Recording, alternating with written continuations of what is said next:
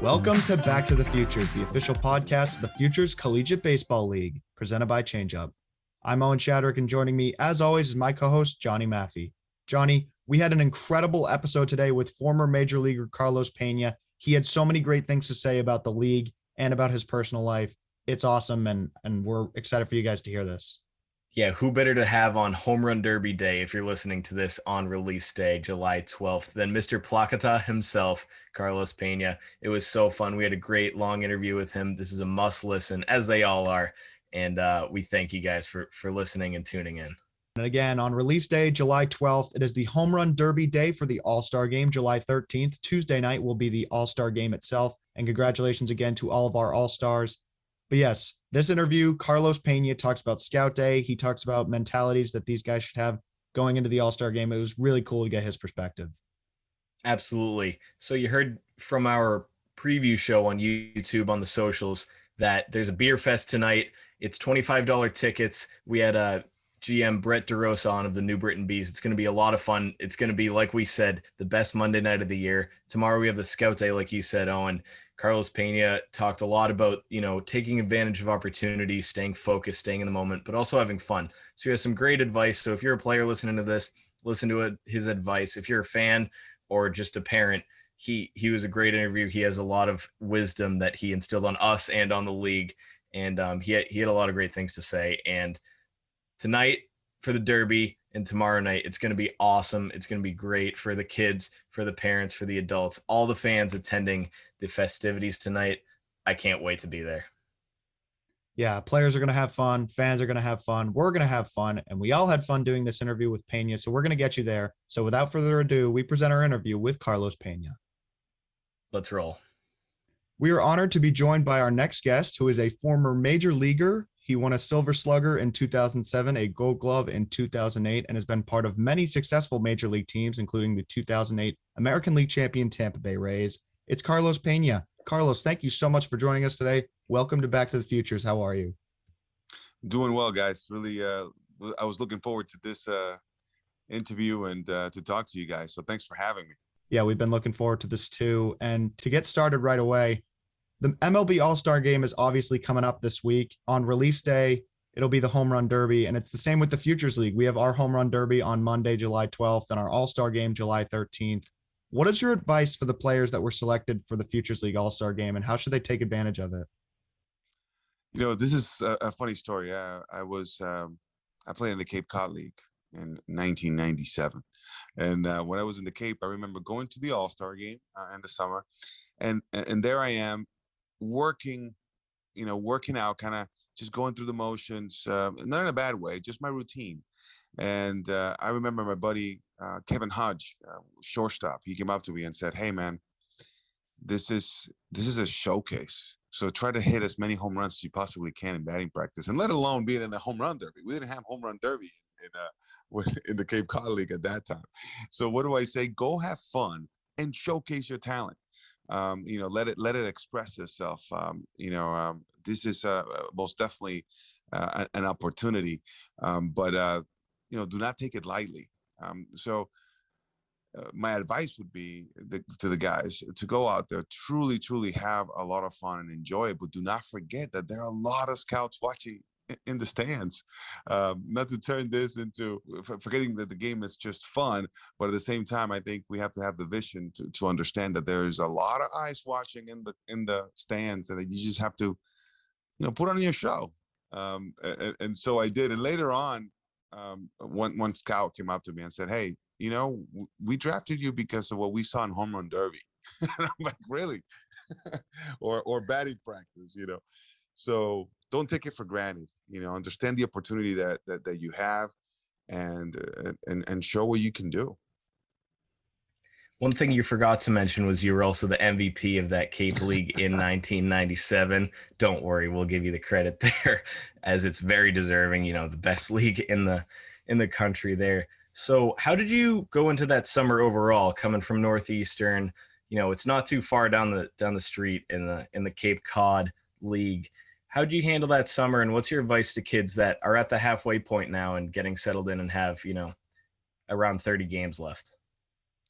Yeah, this is excellent. You know, we're gonna keep on. I'm gonna keep on going back to the fact that this is a great opportunity. Before I got to the Cape Cod League, I tried my hardest to get in, and I couldn't.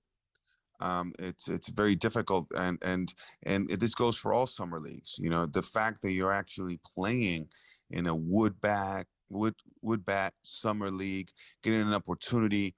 Um, for me, it was serious business. So even though I was having a lot of fun, I also understood that, hey, this is a great chance for me to, show what I got, show my talent, to show scouts that I can play this game beyond um, the the level that I'm at right now. So I knew to be disciplined, for example, and this is that goes back to the advice I'm giving the young players. Is like, hey guys, if you're playing in this league, it's because you're extremely talented, and you could actually go further. For most of these guys, that are playing in the summer leagues, I assume that the reason why you were there is because you wanted to extend your career past college, past college baseball. So just not taking things for granted it was absolutely key for me. It took a lot of effort on my part to get to that league, and then at the end of the day, I didn't. And then there was pretty much what I viewed just a miracle of God for an opportunity to open, and then I got a chance. I I had pretty good grades, and the first baseman for the Wareham Gatemen did not make the grades, and he wasn't eligible to play in the summer. So a week before the season started, um, John Wild, Wareham Gatesman, he was the GM. He comes up to me and says, "Hey, our first baseman did not make the grades. Would you like to play?" I'm like, "Are you serious? I've been trying all summer. I've been trying last summer, the winter, to get into the league and call you guys and write letters, and no one, really gave me an opportunity." And there it was. So do not take it for granted. This is such a privilege to be able to play in this high level summer league where you can showcase your talent and play amazing competition from all over the place. So I would say make the best of it, and understand that you're very privileged to be there. Yeah, and it's an honor watching these kids continue to develop their game, and the ones we've talked to on the podcast have made that very clear as well. And before we kick off our All-Star festivities on Tuesday, the league will host a scout day where players get the chance to show off their skills in front of major league scouts. How important do you think that exposure is for these kids to get in front of the scouts? And what do you think of the league putting something on like that? That is awesome. I mean, for I really really like the fact that the league is making their best efforts to try to showcase their players' talents, because the league understands what they're able to do, which is, hey, here's an opportunity for us to show Major League Baseball scouts what our kids have. So it's very intentional. That's what I'm trying to say. And I think if you're part of that league as a player and you have that same vision and the same desire that I had, when I was playing, then you would do everything you can to take advantage of every single opportunity. Having said that, we know, I'll tell you this. Um, Having said that, I knew that in order for me to truly go out there and give it my best, I had to be having fun. I had to be relaxed. But there is this level of relaxed focus that you have to achieve, where you know that this is important, but at the same time, my talent will not be able to express itself unless I am relaxed and enjoying myself, right? So there is a huge balancing act that as an athlete we must do. And when I was playing in the summer leagues in the Cape Cod, we didn't have so many opportunities, besides just playing every day. What the league is doing and being even more intentional about going out there and displaying their kids' talent, this young kids' talent. I love it. I love that. Everything that we can do to make sure that these young players who are aspiring to become professional ball players, whatever we can do to make sure that we give them every single opportunity possible. I love the idea. Yeah, that relaxed, focused, and having fun is something we saw in your playing days and obviously now on MLB Network. So, a question a little bit off topic but related. The MLB has a combine now. I was wondering what your thoughts on that were, because is that needed with all the info leagues like this provide and showcases provide? Like, for example, our partner MPI has a portable TrackMan, and that's obviously there's so much extremely credible information out there and credible technology out there, so that the MLB gets stuff from. So do they need a combine? This is absolutely crazy with to the level that we've gone to. They certainly did not need a combine, but there's just going to the same point we were talking about just a minute earlier. I'm up for any opportunity that a kid could get to show their talent, um, because I remember struggling to get seen. I remember, I didn't get drafted out of high school. And if you didn't have, it cannot be that the only way that you can get seen is if you go to these really expensive showcases. I mean, it is already when you're in high school, where kids need to go to these showcases to get seen by college scouts and obviously, yes, professional scouts. And they are so expensive. But what happens if your family doesn't have enough resources? It almost seems it is unfair in a sense, because it's big business for these showcases out there. So I don't like that idea of leaving someone out just because their families are not able to pay the fee. So I'm up for anything that shows talent. I mean, what the Futures League, and all other leagues in the country, summer leagues in the country are doing. This is so important. But I'm all for whatever Major League Baseball has to do to make sure that they get every single young player out there an opportunity to be seen and to be known. I'm okay with that. And a lot of those young players will be on display this weekend on Sunday when the MLB draft begins. Players' dreams come true, and they will be drafted by major league teams. What is your advice to these prospects who are getting drafted, especially those who may have to wait till the second, third, or beyond days? You have a dream and you have a goal in it, and I would say, when you have a dream, yes, and then it becomes a goal when you actually like write it down and you're intentional about what you're chasing, and you start preparing for that dream to come true. Becomes a goal, and that's precisely what you do when you play in a league like the Futures League. You understand where you're trying to accomplish. All right, so now when the draft comes, the work is done up until that point. All you're looking for is that opportunity, that window to open. And yes, let's say it gets down to first few rounds go by and you're still waiting for your name to be called. The later they call your name, the more interesting your story becomes, and that's the way you have to view it. I mean, people used to get, I've heard stories of like, oh, I got drafted in the 4th round, or I got drafted in the 5th, in the 10th, in the 15th. And almost as if it were negative, because it got high, it got lower and lower, the draft, right? Later and later. But I just think that makes the story even more interesting. So if anything, when you're sitting around waiting and your name hasn't been called yet, and then eventually it gets called and you say, wow, okay, that's the 15th round. Oh, that's a low round. I'm like, are you kidding me? You just got drafted by a Major League Baseball team and you're going to get an opportunity. I remember dreaming, all right, when I was a young kid, I just want to sign.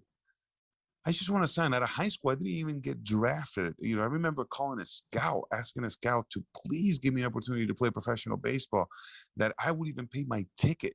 They wouldn't have to pay my plane ticket. Just let me sign and put me on a team.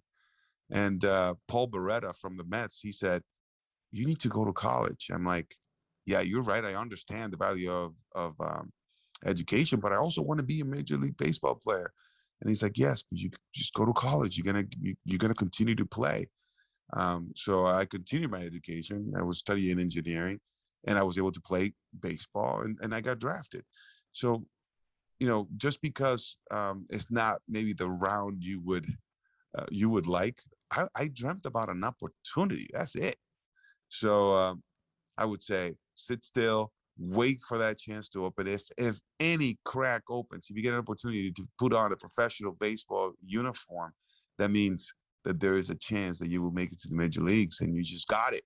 So now it's time to make that story happen. So understand that the later you get drafted, the more interesting your story is, and that's the way I viewed it. Yeah, 100%. And that's a perfect segue to our next question, which is asking you to take us through your draft process. You were drafted 10th overall by the Rangers in 1998. What was that experience like, whether it was the week leading up to your selection or the nerves you were feeling during that, during that day and that week? How did you stay calm throughout the whole process? Yeah, that was so exciting. The whole entire process was a very exciting and enjoyable and at times amusing process, because you see how your name is being tossed around. And after having the summer that I had in the league, in the Cape Cod League, which was monumental, it was awesome. It was best baseball summer of my life, including all the major league summers that I had, from which I'm very grateful for. But it was one of those things where you heard so much chatter out there about, okay, yeah, Carlos, I'm now a prospect. What? Teams are talking about me. I'm like, I never really experienced this. I wasn't even in the map before I played in the summer league. That's why I wanted the young guys to understand that playing in the Futures League is a huge opportunity. This is no joke. This is a life-changing opportunity.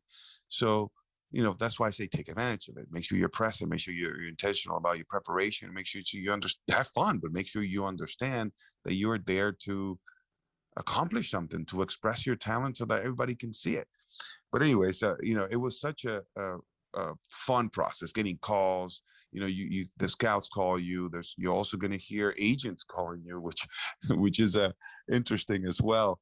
And yes, I was lauded or touted as a very high prospect because of what I did in the Cape League, which was totally new to me. So this is what I did. I took it in stride. I didn't let it I didn't take it too seriously, in a sense. So if anything, you cannot sit back and say, okay, I think now I've caught their eye. No, that's where your work begins. Now that you hear that you are in the radar, and that there are some teams that are interested in you, or the Major League Baseball's interested in you, and that you're going to be a draft pick, most likely. There's someone's going to draft you. You don't know when you're going to go. You just have to stay focused. I mean, they were talking about me. Oh, this, is he going to go, first round? Sure. Wow, this is one of the best prospects in baseball right now. And I'm like, what? I wasn't even mentioned a few years ago. So to me, it was almost amusing. I kind of laughed it off. And I'm like, man, buddy, you need to wake up this morning at 5 a.m. and go work out, because you haven't done a thing yet. All this stuff is talk. And I had to almost just make sure I kept myself on at that level, never being satisfied. So forget about, have fun this summer. Go ahead and crush the Futures League. Have fun, showcase your talent. But as soon as you go back to your school, you're back to your routine. You don't let up at all. You keep on working hard, and you don't let all that chatter distract you. If it distracts you, I'd rather you shut it off. It shouldn't, though. You should be able to enjoy it, have fun with it, and then be on your, all about your work, taking your batting practice, running your laps, running your sprints, lifting weights. For that's what I almost had to downplay it, so that I make sure that I stayed focused. And then during the season, guys, you hear all the chatter. I'm like, okay, I wasn't getting pitched to. I remember I walked a lot. I used to get walked a lot. And I was to get frustrated. I'm like, I need to put up the numbers. I need to. I'm like, okay, remember that relaxed focus? You have to keep it. So, hey, if they're walking you, go to first. You don't have to live up to what you did in the summer. It's impossible. Just play your game. So it's that balancing act that I was talking about. It's like, yeah, you want to be intentional about it. You want to have fun with it. But don't let it bring you down. Don't let it stress you out. It's easier said than done. But yes, make sure you maintain the perspective. Where were you a few years ago? And look at your chances now. So we've made made up a lot of ground. Okay, let's stay focused all the way through the finish line. You have to sprint through it. As a matter of fact, when you get drafted, it's not even the end of it. Like you didn't reach any, you reached a checkpoint. You reach a checkpoint where you have to sprint through the finish line, and a new chapter begins. That's what happens when you get drafted. Yeah, definitely. It's definitely a new exciting page in all of their books. So you talked about, staying focused and never stepping off the gas, which you alluded to. Last summer, a lot of kids did not step off the gas, certainly in the Futures League. And we're going to see some of the results of the opportunities the Futures League gave them this upcoming week. How important is it that they got to experience the ups and downs of a competitive summer, whether that's on the field or off the field, taking, a long bus ride, dealing with, a pandemic, or anything else that goes through summer of a college baseball player that gets them ready for, those minor leagues and those processes that you had to go through before you got called up to Arlington? Yeah, it's amazing because all experience, any type of experience, especially when it's edifying and difficult. Well, I'll say this: when it's difficult, usually if you put your 2 feet on the ground and you're very grounded and you go through a difficulty and adversity the way that we all have in the world over the last few years, and last 2 years now, a year and a half or so, hey, it's so important to make sure that we don't waste the opportunity to grow. So going through the difficulties that most of us went through, or let's just single, let's focus on a young player who was supposed to play in the summer league last year, and because of the situation couldn't do exactly what you wanted to do, or you couldn't work out the same way, and you had to figure out creative ways to stay ready. I mean, all that stuff is seasoning. It prepares us. It edifies us if we allow it. If we position ourselves to be able to grow. So it's certainly one of those things that will prepare you later mentally. Mental toughness is one of the most important things in this game. But forget about this game. Let's talk about life. Having that mental toughness is so crucial. So again, this goes to your mindset. Every difficulty you go through, like I told you earlier, if the rounds are getting later, hey man, the book is becoming more interesting. Oh, the difficulties are getting even more challenging. This just makes my story more interesting. It's perspective, it's the way it's your attitude.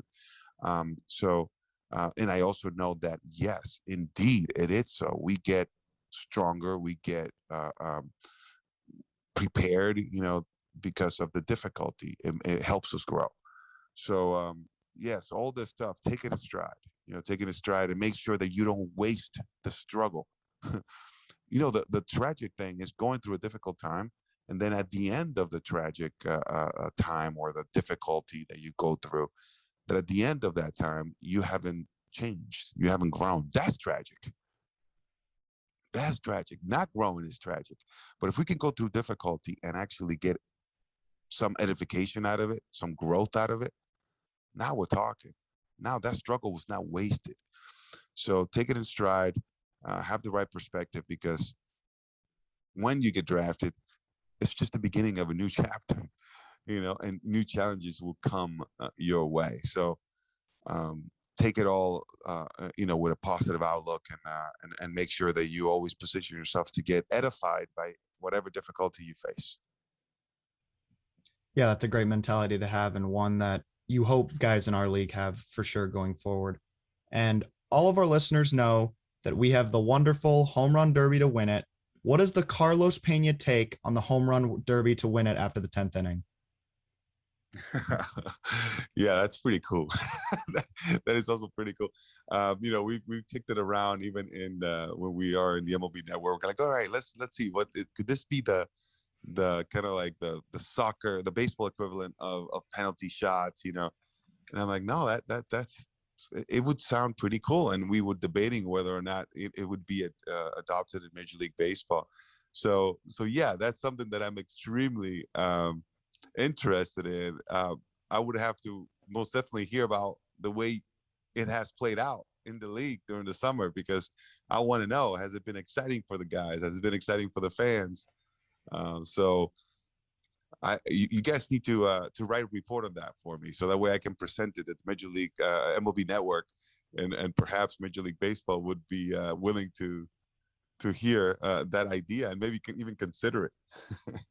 Oh, absolutely. We'll get your report ASAP. It's funny. In the eighth inning, if a game gets tied up, it's on everybody's mind, and some of the players want it to happen and want the game to stay tied.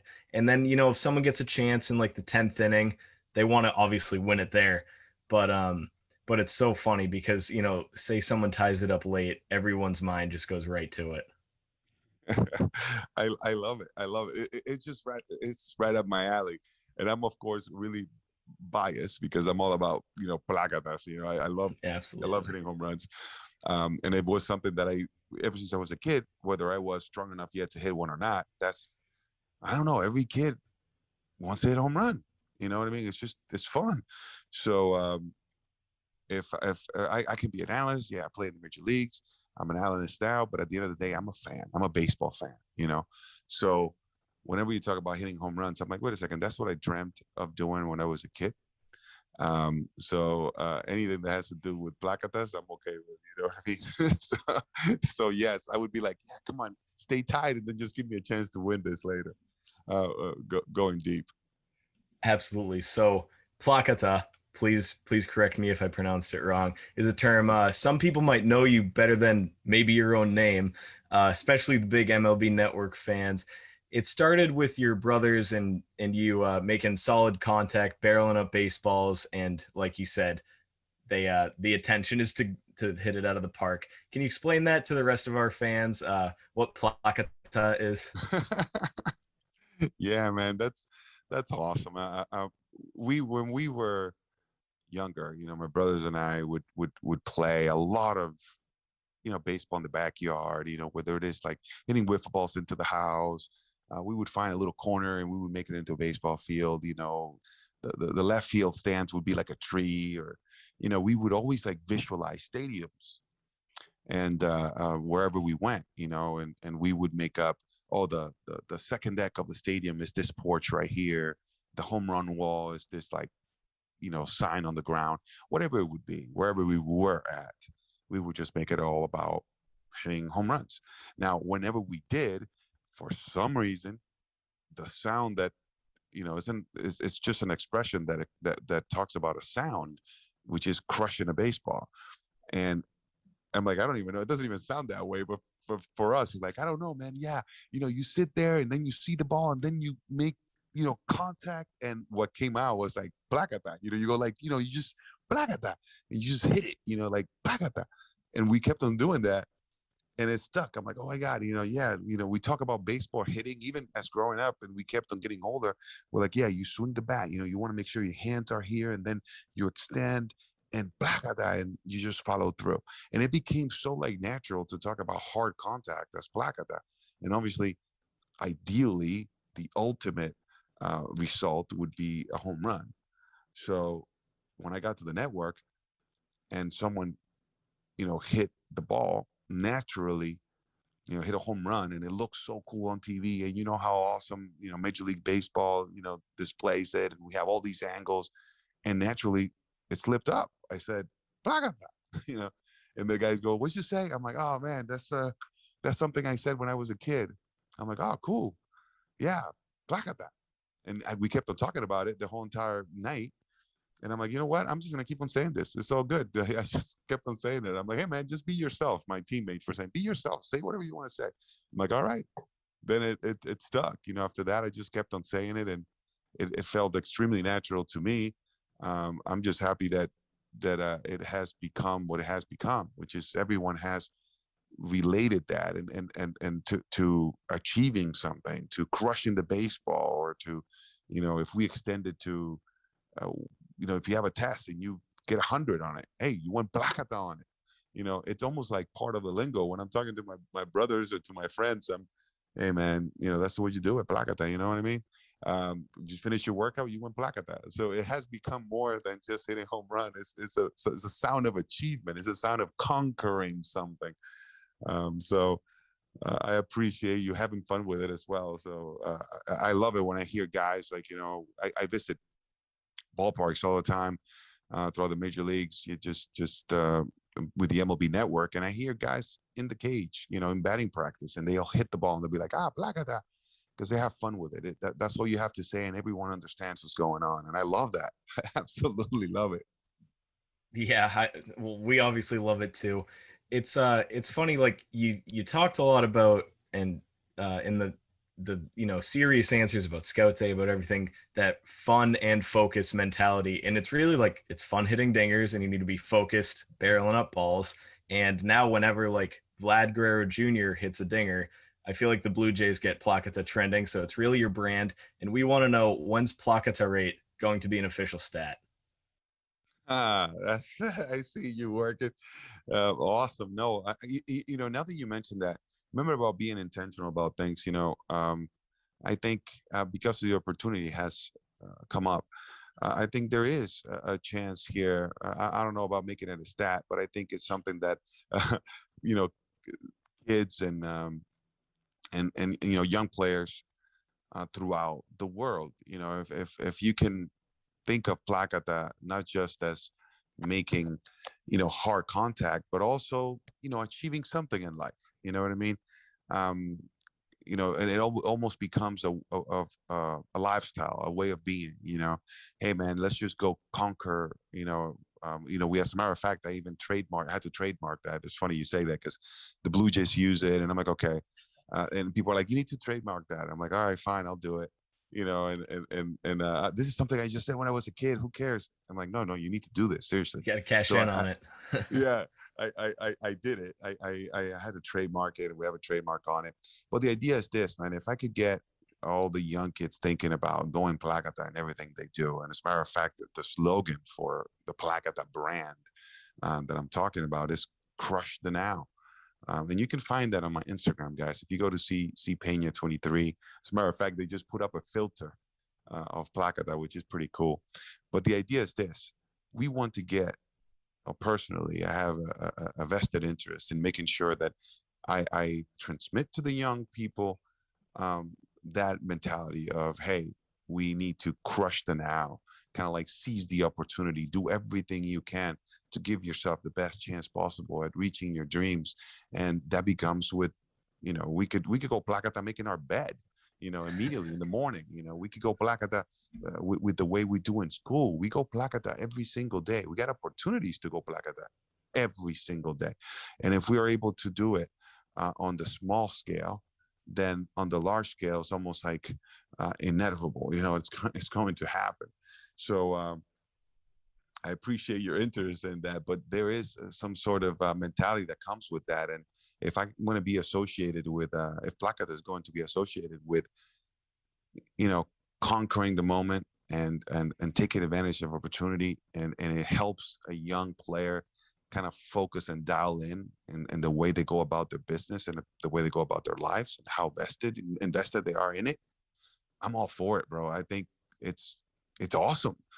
So let's go PLAKATA and everything we do. Like right now, we're going PLAKATA on this podcast. You guys are going PLAKATA on it. You guys are good. Yeah, thank you. We want to keep the PLAKATA mentality when on this podcast, for sure. Of course. Hold on, we'll be right back to Carlos Peña. We want to share a message from our friends at 78 Sports.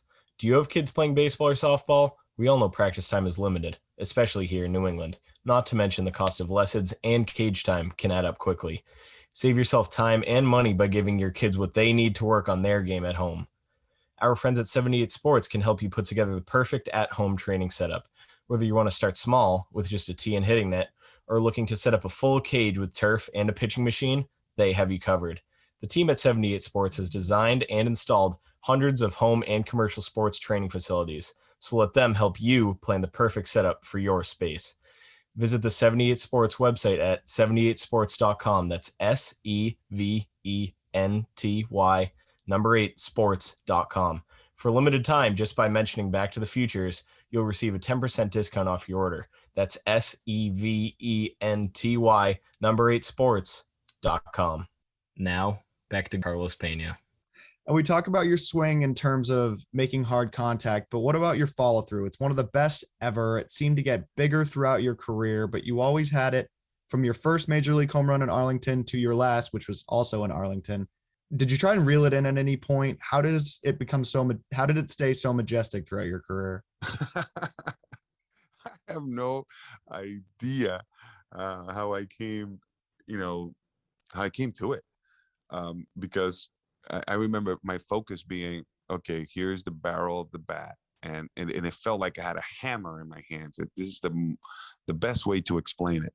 And even when I talk to my sons, I'm like, hey guys, look, you have a hammer, there's a nail, right? What do? You throw this heavy part of the hammer right on top of the nail. Now imagine that the bat is a hammer and that the baseball is that nail that you want to just crush. You want to go PLAKATA on it. And after that happened, so after I dropped the hammer on the baseball, then I didn't think about anything else. Kind of like it's over, like it's done. But we all know that the swing is not over. The follow through is important. But for me, growing up, it kind of all I cared about was just taking the barrel to the baseball, and then after that, it happened naturally. It just kind of like because of the momentum that I had created and the force that I had created to the baseball, then through the baseball was a natural occurrence, almost like something that you cannot stop, the consequence of so much force going to the baseball. So I would love to tell you that it was an intentional thing, my follow through, but it wasn't. It actually ended up happening very naturally. And as long as I was, hammering the baseball instead of to it, but through it, then I would not think too much about my follow through. And look what ended up happening. I had this very, I would say, different type of finish. But I appreciate you saying majestic. I like that word. Oh, certainly. It's a second to none follow through. And while we're on the topic of your swing, your MLB breakdowns are second to none. I love whenever you or your colleagues grab a bat or a glove. I'm a pitcher, and I watch whenever it's you or Sean Casey or whoever is on the tee or working in Studio 42. You talk a lot about launch angle and mention the path of the ball and how some guys do that incorrectly and some guys are too much uppercut. Can you go take us a little bit behind the scenes of those breakdowns and how you teach, so many kids still what's how you think the best way to play baseball is? Yes, I think that when I do get an opportunity to do a breakdown, I understand that there's a chance to either correct maybe some misconceptions out there, and I try to look for things that maybe young kids may be misinterpreting or thinking it's one way, but it's actually another way. Because then if I'm able to, besides just teaching to the younger crowd, obviously even the regular fan, the grandma at home that is watching, or, I make sure to understand that, hey, I'm not just talking to major leaguers here. I may be talking to grandma. So I want to make sure that I break it down so that grandma can go PLAKATA too. You know what I mean? so I have to break it down. But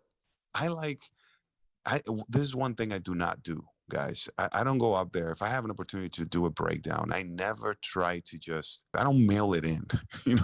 I want to make sure I give you some really good substance. And I also know that, hey, even I can teach from the struggles I had. So if I had a tough time hitting a slider, I can talk about hitting a slider because I know how not to do it, and then through my studies, let's say, this is an example. I actually hit sliders pretty well, or well enough. I'm just saying, if there's something that I couldn't do, I'm not afraid to say, hey, let me look at this. Why did I have trouble with this up and in fastball?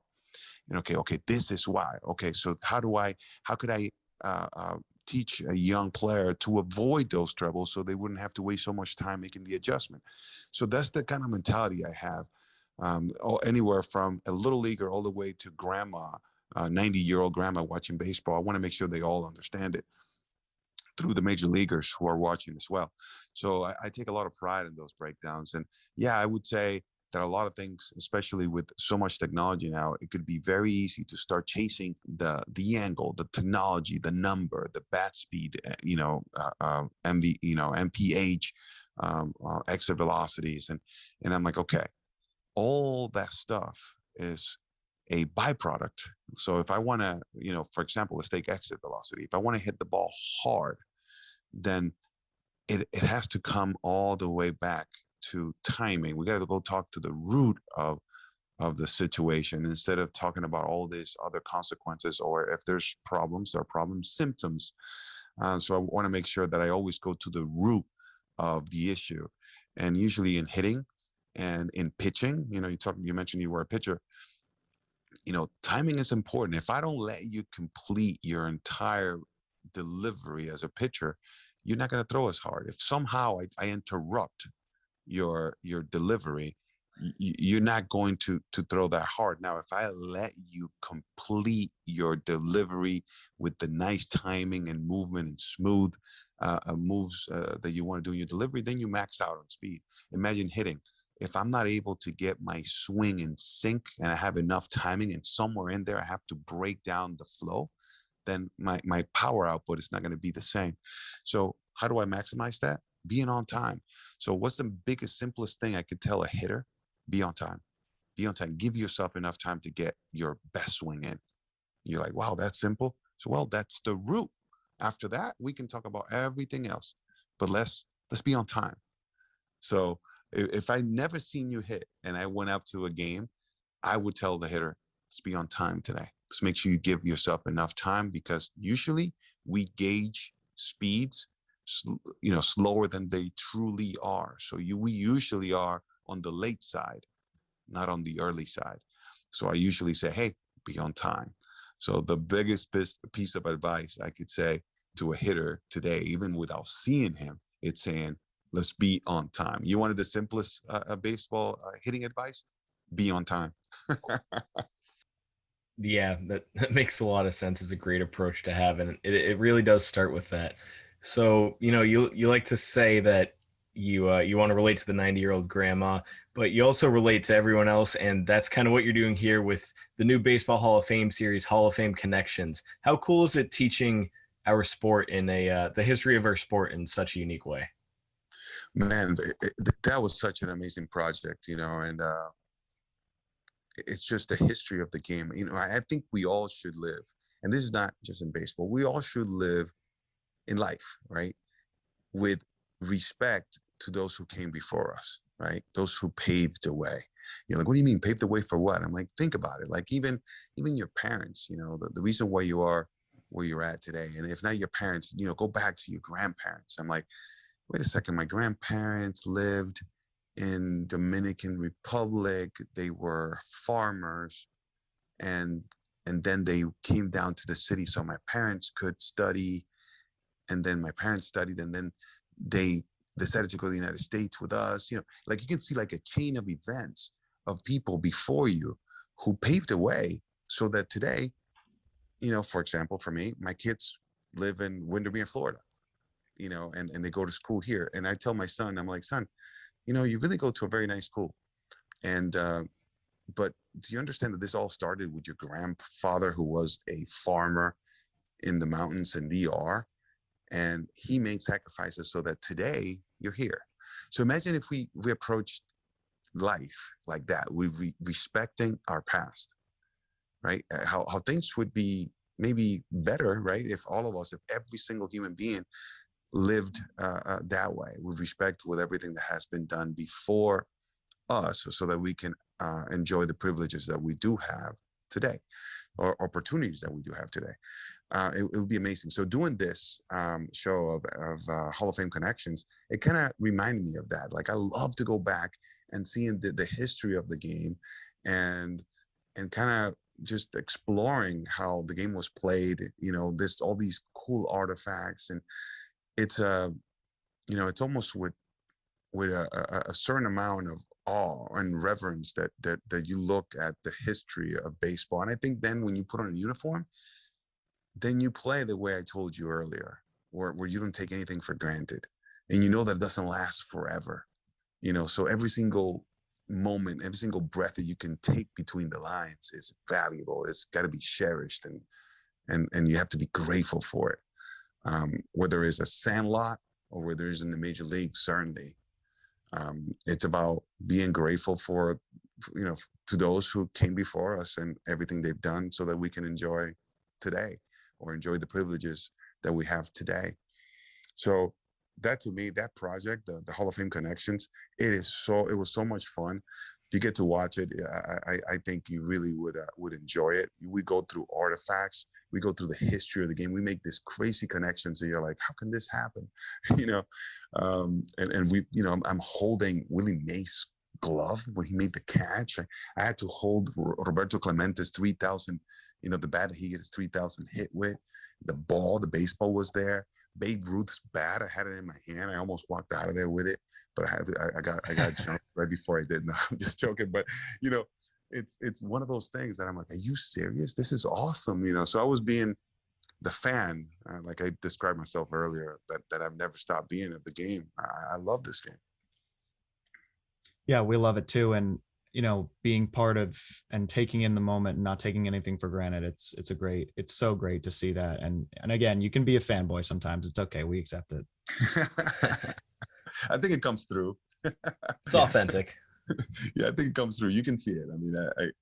I mean, I assume so. Sometimes I'm at the network and I forget that I'm actually like, hey, wait a second. You have to be a network analyst. Like, stop being a kid for a minute. I'm like, no, actually be a kid. Just make sure that you don't stop being a kid.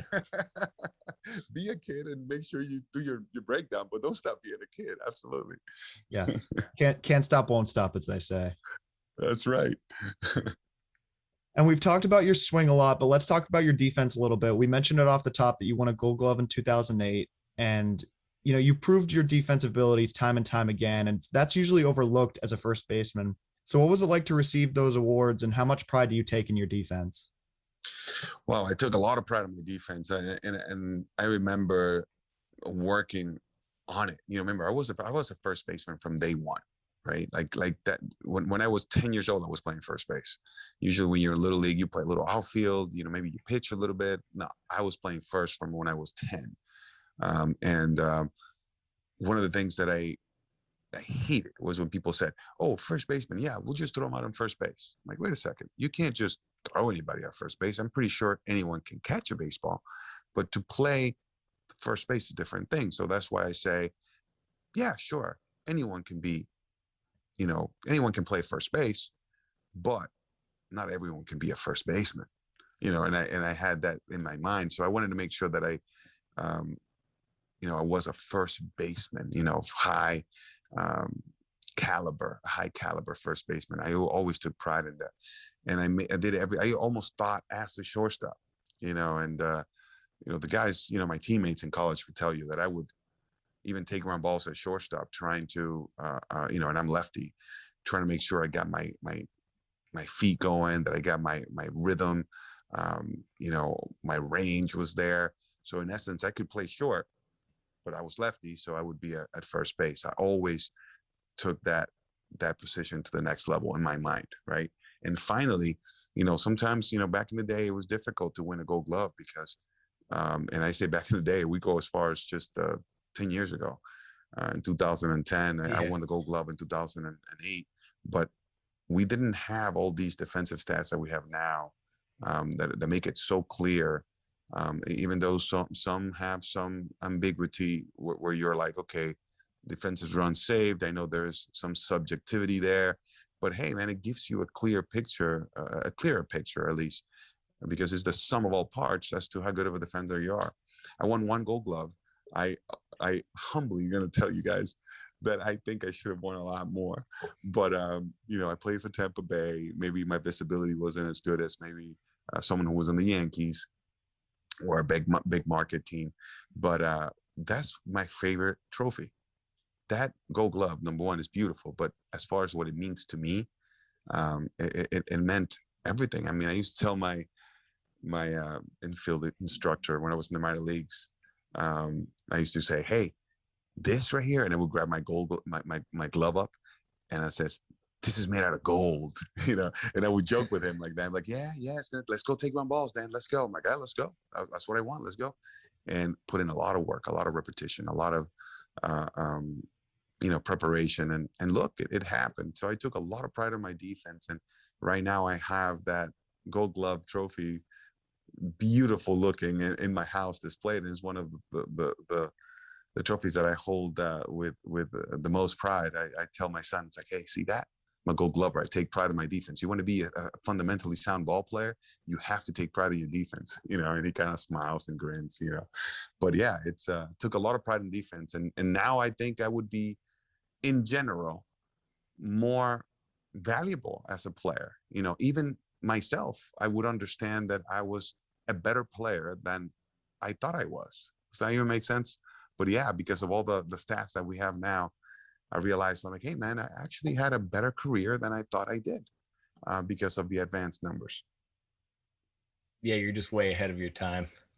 Oh, thank you for saying that. Yeah, and I'm so glad that eventually, these things come up to light. I had a reporter, a writer, actually reached out to me just a few weeks ago about that, because he goes, how come in 2007 you finished 7th in MVP voting or something like that, whatever it was, 9th?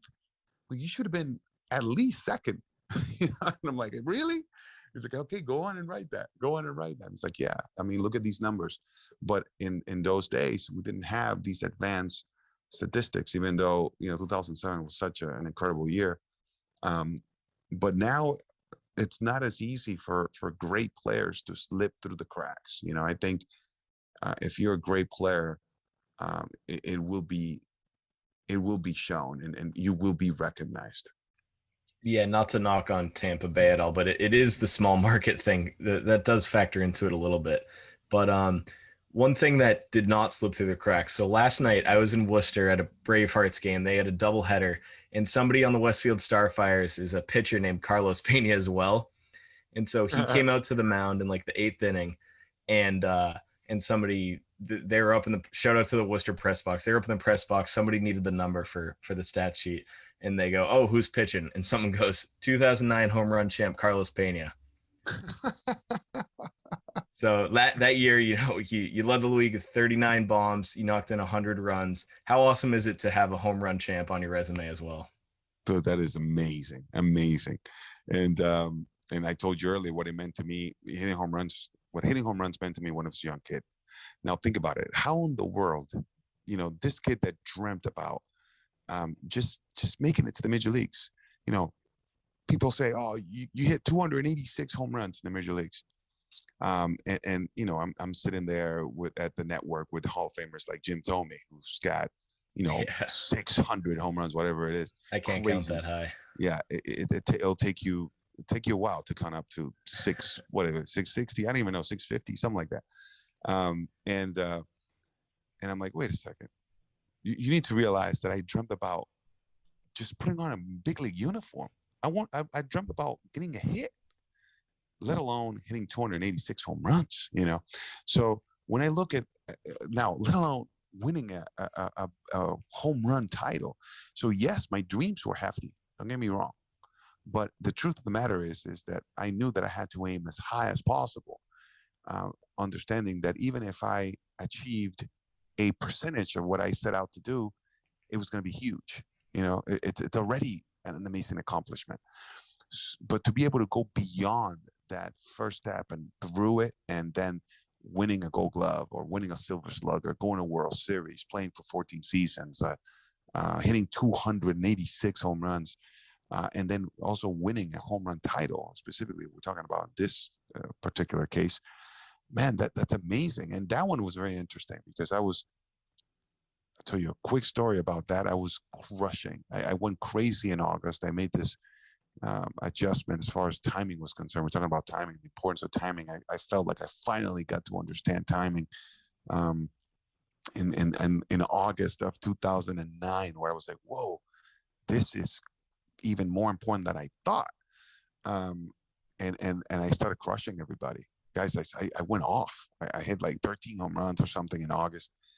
But and I was leading the league like by 8, right? The guy that was behind me was Teixeira. I had 39 home runs. Teixeira had like maybe 31. So I was well ahead of the home run lead. And then Cesar Sabathia broke my hand. And it was like a devastating moment for me. Not just, okay, I broke my hand, season's over. But it's because I thought I was going to hit 50 home runs that year. and my season got cut short. Thankfully, I was able to still hold on to the lead, even though Teixeira played the rest of the season. He couldn't pass me, so I can still claim the home run championship and the home run crown. And I hold on to that very proudly and with a lot of gratitude for sure. Damn it, CC. I told him that the other day. I saw him and I'm like, CC, what? And he was so gracious to say, I did not do that on purpose. I'm so sorry. And I'm like, no, of course I know you didn't do it on purpose. But what a worthy opponent. CC Sabathia gave me huge headaches when I faced him. He was tough. Before we get back to our interview with Carlos Peña, we want to share a message from our friends at On Demand Storage. Are you tired of living in clutter? Do you need more space around your home or office? Are you sick of visiting your self-storage unit? Does your business need a way to securely and conveniently store excess materials? On Demand Storage will pick up your items directly from your location and put them in storage for you. When you want something put back, give us a call and we can deliver it back right away. We bring convenience to the outdated self-storage process. Visit ondemandstorage.com and submit an inquiry. During sign-up, mention the Futures League and receive 50% off your storage pickup. Once again, that's ondemandstorage, all one word, .com. We now return to our interview with Carlos Peña. So you were quite the journeyman in the MLB, bouncing around from many teams, whether it was Detroit, the Rays, the Rangers, and even the Red Sox briefly. What was it like bouncing around from those different teams and trying to learn new things and adjust to each new environment that you stepped into? Yeah, going around different teams was difficult for me. I mean, because I think it's obvious my career and my life hasn't been linear. So it hasn't been like, okay, you work hard, then you get this, then you get that. No, there were a lot of disappointments, a lot of detours, and I love to talk about that because I think it sets it gives younger kids a blueprint to understand that it doesn't necessarily have to be, the journey doesn't have to be perfect. There's going to be a lot of ups and downs and a lot of times where you may fall, but it's in that perseverance and to get back up and keep going. And that's one of the reasons why I went through different teams, was because there were lots of setbacks, starting with Oakland. I get traded to Detroit, and then in Detroit, eventually, I struggle. They have a change of plans, and now I'm out of the team.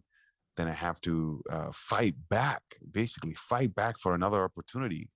And I was able to get one by the grace of God, and played for the Red Sox. Think about that for me, coming from that area and being able to put on a Red Sox uniform and hit a walk-off home run in Fenway Park, one of the most amazing moments of my career, by the way. I remember running the bases, and every single step I took, I would just say, thank you, thank you, thank you. And coming around third base, when I could see the fans just erupting in celebrating because we had won, I remember really slowing it down. And that jog from third to home and that walk-off with the Red Sox was probably the slowest. I would have to go check what the time was. But the idea was, I was trying to really soak up the moment. I'm like, do not just breeze through this. Like, take the cheers of the fans in, take the moment, I can smell Fenway Park wherever I'm at, by the way. I could sit there and I can smell the hops. I could smell the barbecue. I could smell the pine tar. So I could possibly close my eyes. I could be placed in Fenway Park, and without you telling me, I could say I'm in Fenway Park just because of the smells. But that's the kind of thing I was telling you earlier about appreciating the moment and being grateful. But that little stint with the Red Sox was amazing. And then I went on to Tampa Bay, which I had my best years there. So as you can see, a lot of different detours perhaps, but maybe I was being at the right place at the right time, and just by the grace of God, honestly, because I'm never reluctant to talk about how miraculous things were in my career, how God's hand was always involved. I'm like, okay, how did I get this opportunity? Yeah, I fought for it. I positioned myself to be blessed, but then eventually the door opens. I'm like, I'm not sure I had a lot to do with this, except the fight, the everyday fight. But I wouldn't I wouldn't call it a negative thing that I went through all these teams. It really, it was kind of fun, to be able to say that I played by, with so many ball clubs, and let alone, like I told you earlier, at the end of the day, the dream is to put on a big league uniform. So everything else is gravy. And I did go beyond that first threshold, very, very much so, and had a career that I am so grateful for. So it just made the journey a lot more interesting. Let's just say that. Yeah, it may have made it more interesting, but that's a great story. And with the Red Sox, if it helps that we can also close our eyes and smell Fenway Park. There you go. See, we you understand what I'm talking about. Oh yeah, 100%. And if you go there and sit in the sands, you smell like Fenway Park for a week too. So. And you mentioned it while you were talking about your journeys. You were on those Rays teams, which were incredibly impressive, including being the AL champions in 2008. And the current Rays have had recent success as well, including their trip to the World Series last year. What was it like to have the small market Rays and other teams in smaller markets doing what they're doing now, whether it's Milwaukee or otherwise? And I love that. I mean, for us, we actually took it as a motivating factor. We love the fact that we were the Rays, and I used to say, hey, the little engine that could. I love that story, and it talks about perseverance, and it talks about, hey, the David and Goliath story, where, hey, it doesn't matter how it looks like. Even my life was like that. I'm like, okay, the more it looks like maybe it's not likely to happen that I make it to the major leagues, the more interesting the story becomes, and I am the main character of this story. So how cool would it be? Like, if I'm watching my own movie, hey, fine, Carlos doesn't have a chance to make it. Great. This is a great storyline. Let's go make it happen. That type of motivation was what drove me. So when I got to the Rays, and they're like, oh, the small market team, the worst team in baseball, they haven't had a winning season in so many years. Actually, in the history of the franchise, before I got there, they have never won above 60 games. So they've never had a winning season. And it was a young franchise, but it had already been 10 years, a decade, without winning, without having a winning season. So how cool was it that in 2008, we go to, not only do we go past that 60 win mark, but we go all the way to the 90s, 90 some wins, and we go to the World Series that year. That's amazing. I feel very much like I was part of that ball club, a very important part of setting forth the culture of the team that the team has right now, that winning culture that set the standard for excellence. And I speak of that with a lot of pride, because I was very intentional about that when I was there.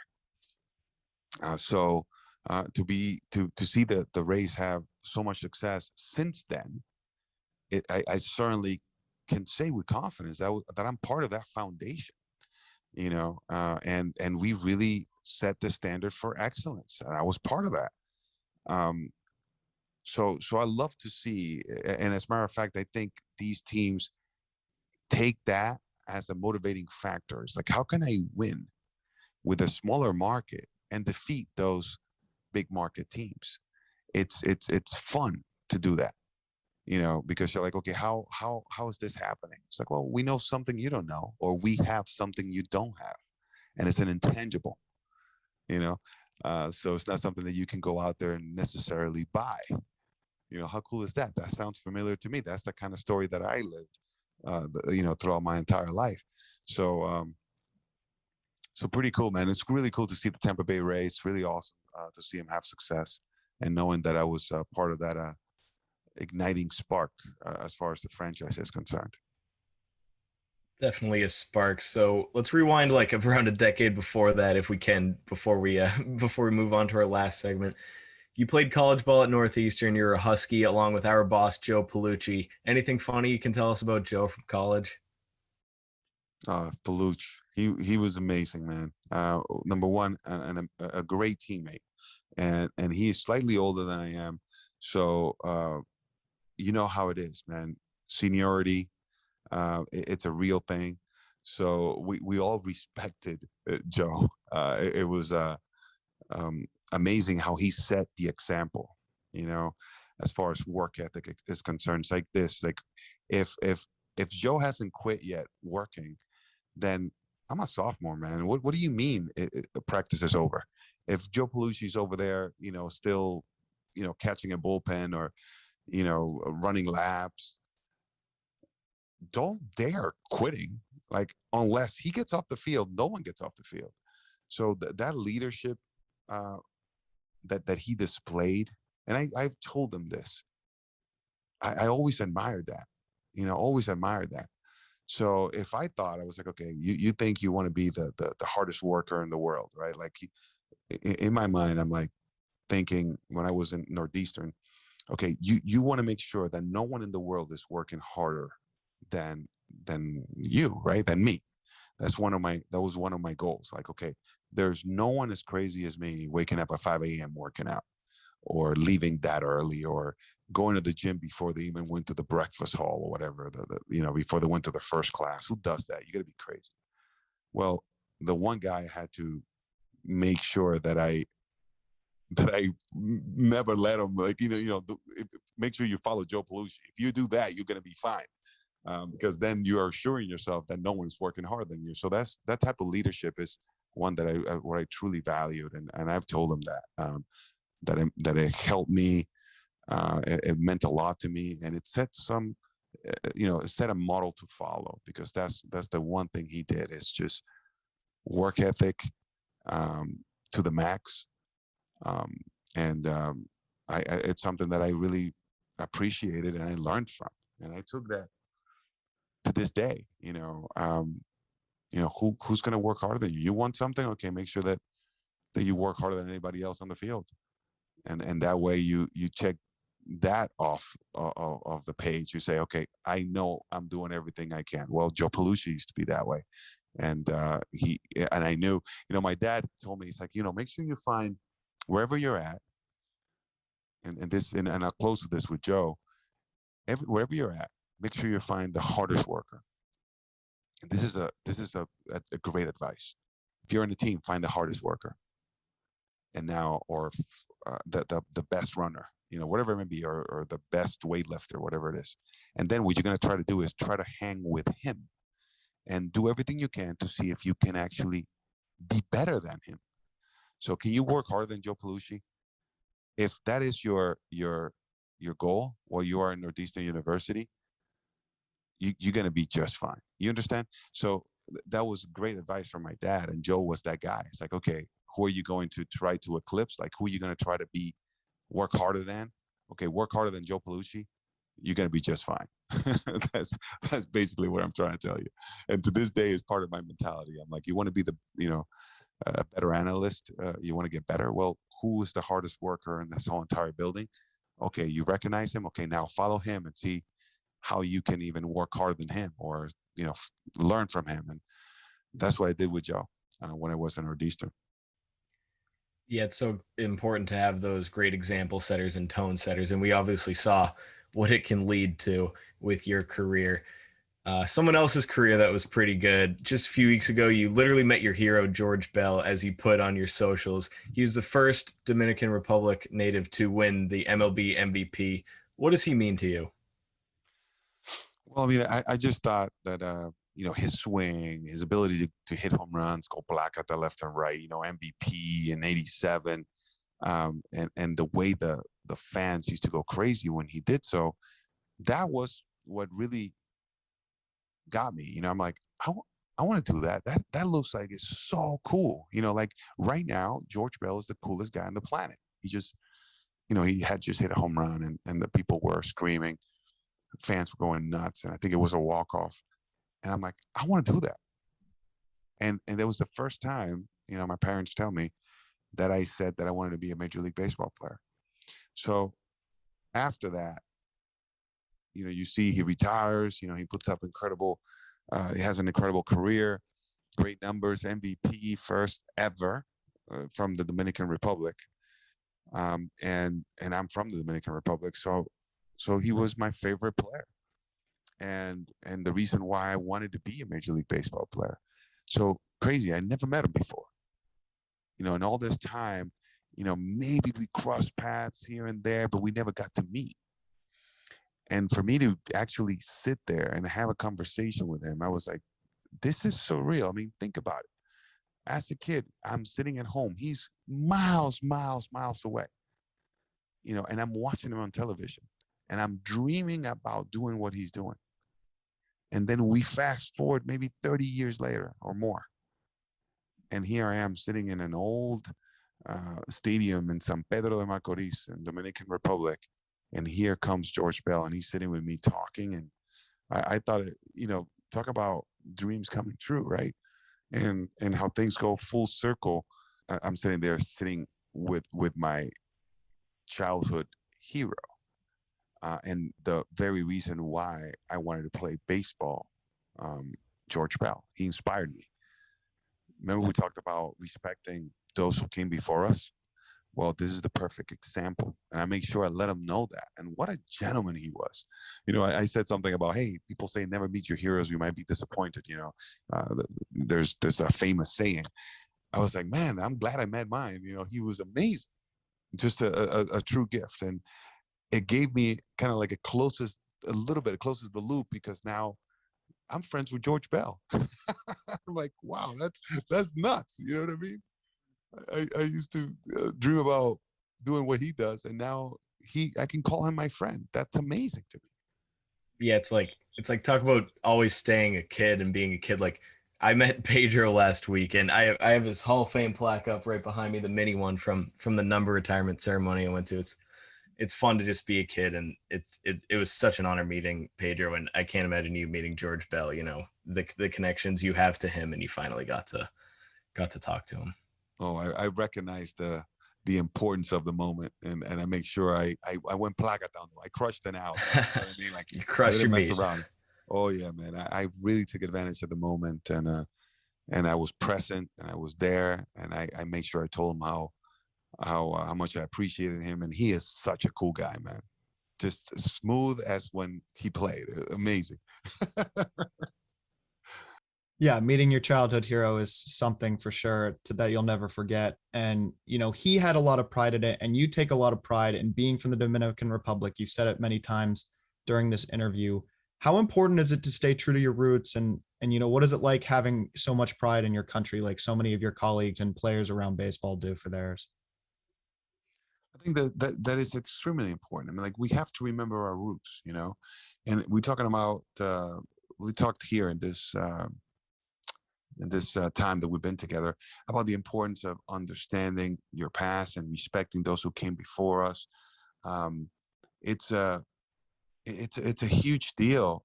We cannot just totally forget about where we come from. So that's why the Dominican Republic, to me, and I think it's so interesting, my story, and my life's book, and that's the way I talk to my kids, because I'm like, every single day you go out there, it's you're writing another page of your book, and is your book worth reading? We cannot have a life without any seasoning. So let's fight today. Let's make it interesting.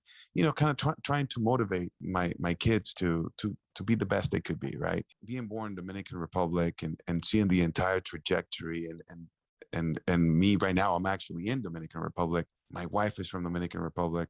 This is a beautiful, beautiful place, and with amazing, colorful, and heart, wholehearted people. It's like a wholehearted island, and we love it. We absolutely love it. And I think it's so important to always make sure that you remember your roots. Not only remember your roots, but actually interact with it. It's so this is not a distant past for me. This is my life.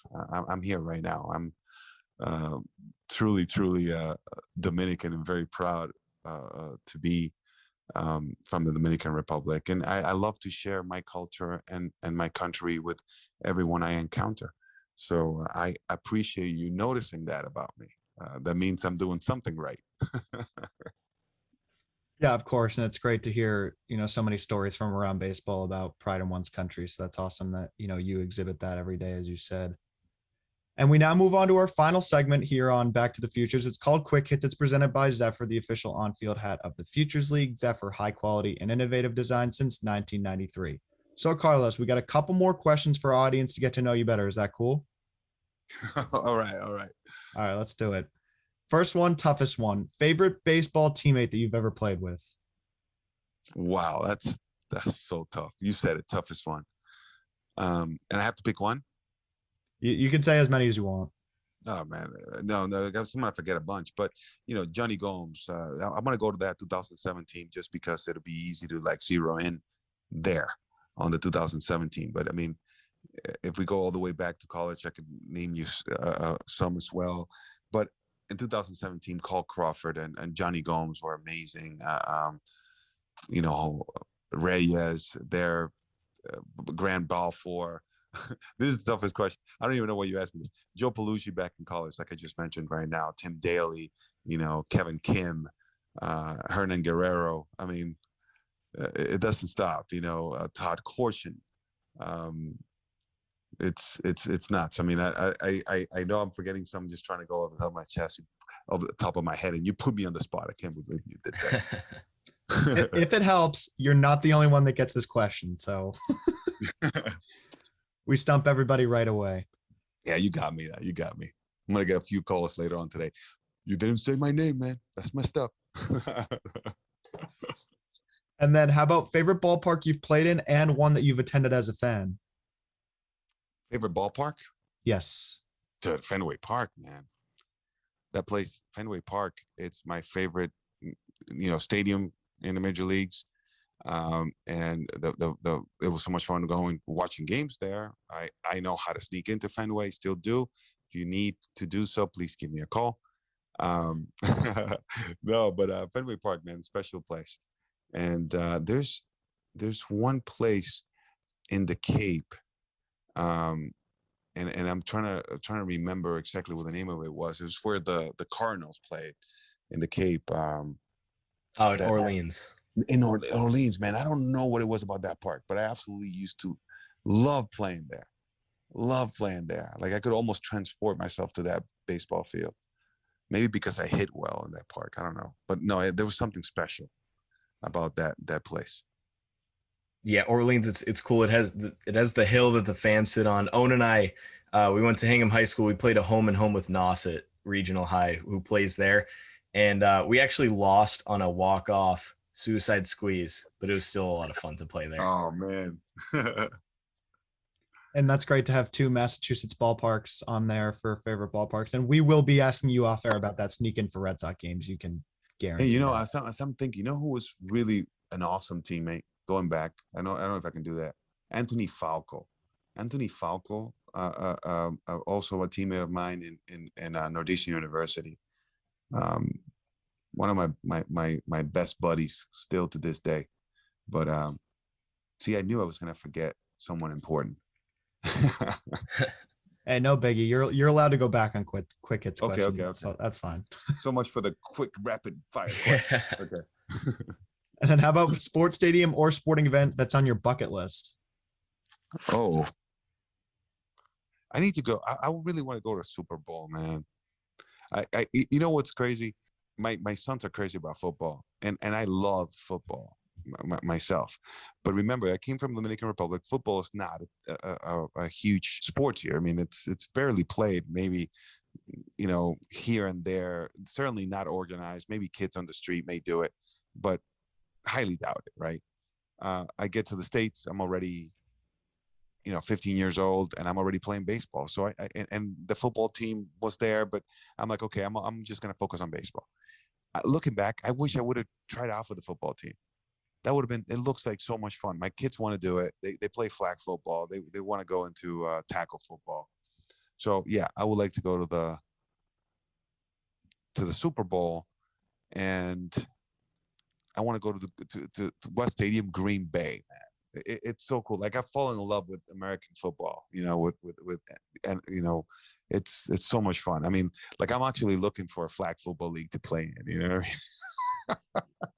Yeah, we'd like to see PLAKATA on the football field for sure. Oh, you can go PLAKATA on a football field. Every single time you tackle somebody or you sack a quarterback, you can go over and stand on top of them and go PLAKATA. Yeah. 100%. And then how about favorite big league team, either growing up or that you played with, and then a favorite big league player, whether it's current or historical? Wow. Okay. Again, I have many. I would say favorite team, for some reason, the Indians. I never played for the Indians, but I used to love their uniforms. And one of the funniest movies, even though it's a little crazy at times, is Major League. I think it's hilarious, and they were the Indians. So I remember growing up watching that movie, and it was great. So I'm like, oh, the Indians, and then I would, that team of when Manny Ramirez was part of that ball club, and you had Jim Thome and Kenny Lofton. I used to be a huge fan of our ball club, so I always thought about Cleveland, the Indians. And then when I actually played against them, that stadium, Jacobs Field, was my favorite to hit in as well. I used to crush in that place, especially when I was with Detroit and I played the Indians a lot. I hit a lot of home runs not sure what it's called now, but it used to be called Jacobs Field when I played there. So I would say the Indians, Jacobs Field. Favorite player, it's got to be David Ortiz. I mean, and this is crazy because now that because I can go back and tell you when I was a kid, okay, George Bell, yes. Ken Griffey Jr., yes, amazing, right? But even while I played, who was I a huge fan of? David Ortiz, man. I mean, that he has to be my favorite hitter of all time, and the way he did it, the way he went about his business, the charisma, the clutch hits.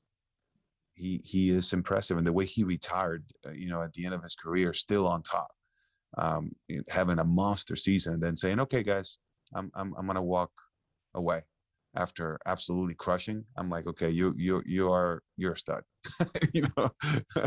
So David Ortiz, favorite player.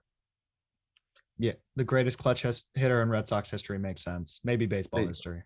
There you go. And growing up, was there someone in particular that you modeled your game after? Yeah, it was Ken Griffey Jr. What's so cool, and Joe Palucci could tell you this. So Ken Griffey Jr. used to be my favorite player when I was in college, and I would try to emulate him. I would try to emulate him. So when I was doing Hall of Fame connections, and I was working on this project with the Hall of Fame, I was there at the hall, and one of the curators came up to me, "Hey, Carlos, check this out." And he brings out a 1996, 1997 scouting report card from a scout that had filled it out with his handwriting, right? And it talks about everything. It's like speed, and they say something, okay, pretty good, slightly above average, arm, slightly above average, power, projected to hit for power, in the gap, blah, blah, blah, everything. It was amazing. I was astonished that they had the Hall of Fame. And then in the bottom it said, or somewhere in towards the bottom, it said, player who he reminds you of. And the scout wrote Ken Griffey Jr. And I thought it was the funniest thing ever. I'm like, oh my goodness, like, this is amazing. I try to emulate him, and this scout saw that I try to do everything like him. But for him to actually say, because you can emulate whoever you want, but for him to actually say that I actually reminded him of Ken Griffey Jr., and I'm pretty sure he was talking about my swing, maybe not necessarily my speed or, my outfield prowess. But that really brought a grin to my face. That was really cool. It was really cool to see that. So I would say Ken Griffey Jr. was that guy that I emulated, and I guess I actually did a pretty good job at doing so. So the scout wrote that I reminded him of Ken Griffey Jr., so I guess I'm a pretty good imitator. So that's something you just learned, like when you're working on the new project? Yeah, I didn't know that even existed, and that's crazy. All these years later. Yeah, they made like a beautiful presentation of a, nicely, well presented frame with my scouting report when I was in college. That's amazing to me. That was so cool. And what the coolest part of that report was? That at the bottom it said family, right? And it says, my mom, my dad, my brothers. It was like extremely supportive family. They all support his dreams and motivate him to push on forward, something like that. And I was like, wow. Like, even that is in the scouting report. And that's another thing I'm very grateful for, the family and the support system that I've always had. It's a gift. It's a Yeah, it's blessing. something that's awesome that doesn't go unnoticed. So, what was playing through Tropicana or whatever MLB ballpark you were at the time? What was the walk-up music for you when you were coming up to the plate? When I was in the major leagues, it was Juan Luis Guerra. We're talking about being from the Dominican Republic. Juan Luis Guerra, you look him up. He is our number one artist, and he is a true poet, an amazing international artist. Loved throughout the world. So look him up. He plays merengue. So my walk up music was usually one of his songs, and the one that I picked, it's Nada Imposible, which means nothing is impossible. And he sings this beautiful song which says that for God nothing is impossible. So look him up, Juan Luis Guerra. That was my walk up song, and the one I identify myself with.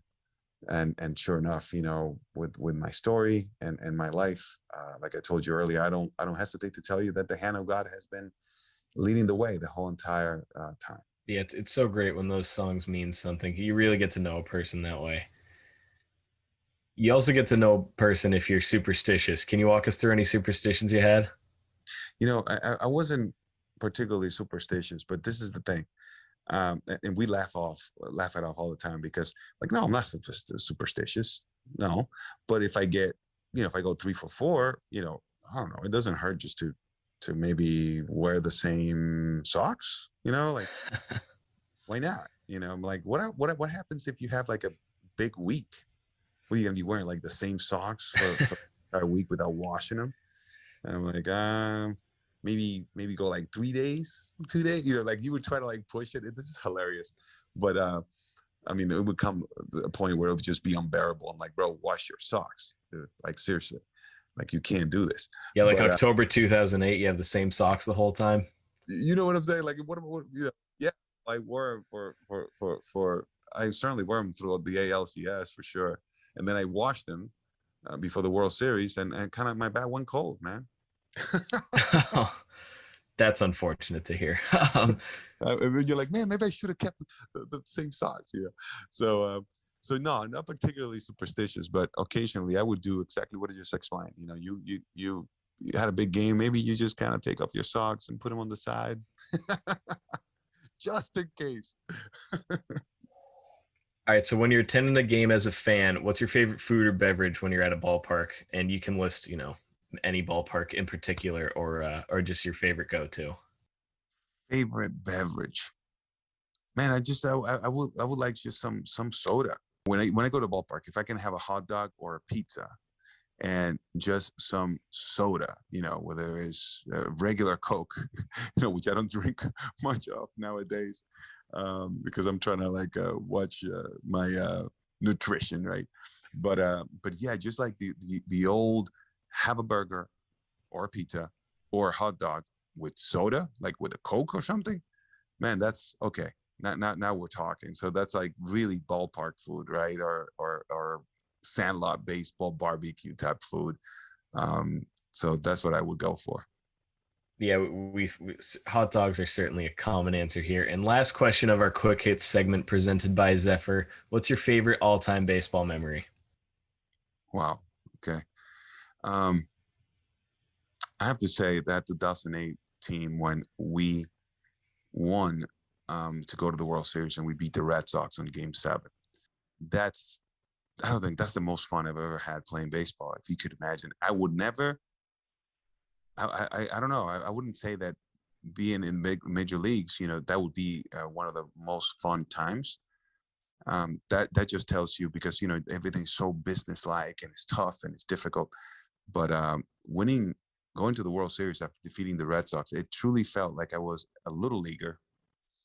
And when Akinori Wamura stepped on second base, so he got like a short hop and ended the game, bro. Like I almost, man, I went blank. I was 10 years old again, and I really, really, I was invested emotionally into that ball club. I truly felt that was a family, and that's why we were so good, was because we were playing as a family, like a bunch of young kids bunch of kids playing baseball, playing the game we love on a team that no one expected to do so. And then we go and defeat the Goliath, and go to the World Series, the most unlikely of stories. I'm so happy I was part of it. Yeah, again, that's an incredible memory. And you got to go with the team that went to the World Series. That just seems like the natural pick for favorite baseball memory for sure. Well, it's the truth, Yeah, of course. Well, Carlos, it has been our pleasure. Thank you so much for joining us today. Best of luck with everything. And everyone, once again, be sure to tune into the Futures League All-Star Game festivities Monday, July 12th and Tuesday, July 13th. Carlos, thank you so much again. Thank you guys for having me. Yeah, absolutely. Thank you so much. It was great to meet you, and I hope you enjoy the rest of your time in the DR. Thank you, guys. You take care. Have fun this summer. Continue to have fun. Absolutely. We'll go PLAKATA this summer. Yes, sir. Yes, we will. And this has been episode 19 of season 3 of Back to the Futures, the official podcast of the Futures Collegiate Baseball League. We have new episodes coming out every Monday and Thursday. Be sure to subscribe to our podcast. We're on Apple Podcasts, Spotify, SoundCloud, and YouTube. Thanks for tuning in. We'll see everyone soon.